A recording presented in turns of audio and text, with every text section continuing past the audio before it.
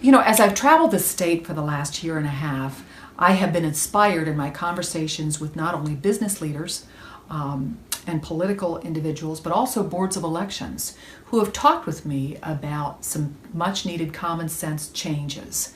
And so the first bill that I sponsored last year, which is now House Bill 18 this year, would eliminate special elections in cases where there is only one candidate for a congressional seat.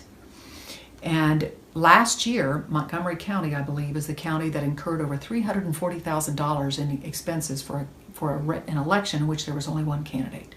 Common sense dictates that that is not necessary. And so I'm proud to say that that received unanimous support and is part of House Bill 49, which is the new state budget. Another bill that I'm sponsoring is House Bill 41. And that bill is really another common sense legislation, which says if in the 28 days before Election Day you go to the Board of Election with your photo ID or other forms of government ID and are there to vote, you no longer need to fill out a long application or even the envelopes. Present the required ID and you can vote just as you vote on Election Day. That received unanimous support from the Ohio Boards of Election Commission, which of course is made up of Democrats and Republicans alike. Another common sense, practical solution to the delays that are caused in many election boards on the days before elections. And I think that I've talked just last week with the Board of Elections, we're already implementing the system. We think that that's a great idea. And I tell the voters that it's to their advantage because the less paperwork you have to fill out, the less likely it is that you're going to make a mistake. And we want to do everything in our power to validate that ballot.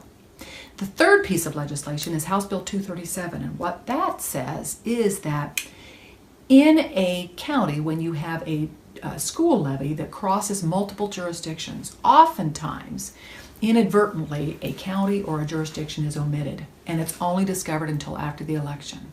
We want to prevent that. And so this bill says that the Secretary of State shall certify all jurisdictions that should have a school levy on a ballot.